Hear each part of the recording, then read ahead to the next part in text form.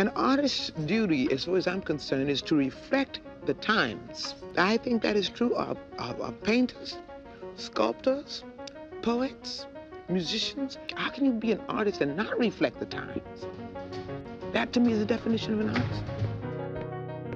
There's a saying, bad times create good art. We can look to history as our guide.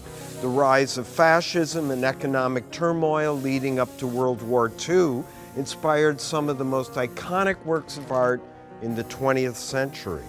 We've learned again and again throughout history, when you build walls, you inadvertently create new canvases. A totalitarian state divides a city, and a kid in West Berlin picks up a can of spray paint. In 1940, Charlie Chaplin, a towering genius of comedy, witnesses the growing fascist movement that precipitates Hitler's rise to power. In response, Chaplin makes the film The Great Dictator, setting his target directly on Hitler and crafting an absurdist image of a power-hungry tyrant as enfant terrible. Sometimes masterpieces come instantaneously after trauma.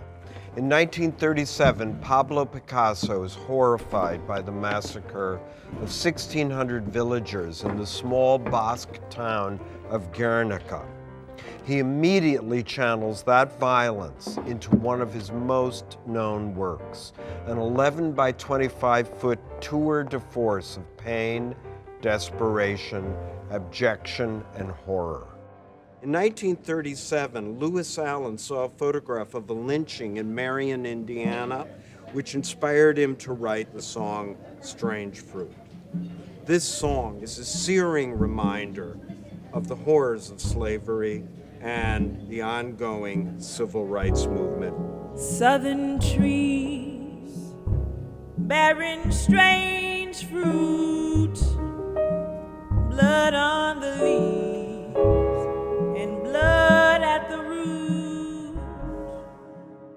The Great Depression in the U.S. dampens the demand for construction, but modernist architects craft visionary skyscrapers that inspire city dwellers to look to the skies and dream big.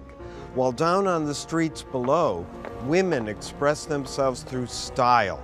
Red lipstick, first embraced by the suffragettes, came to represent strength during World War II.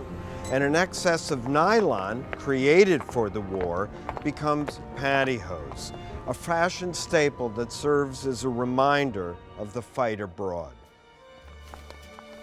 And in the movies, Fred Astaire and Ginger Rogers provided a fantastical escape for struggling audiences.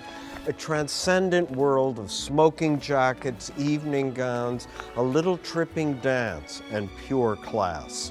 When I watch them dance, I wonder how something so simple can be so beautiful, even magical. These difficult times are a call to action that will yield new works of art not yet fathomed. As this series comes to a close, we are left with a familiar question: where does this leave art? But that's like asking, where does that leave love? While we sometimes break faith with it, art never breaks faith with us, especially when we need it most.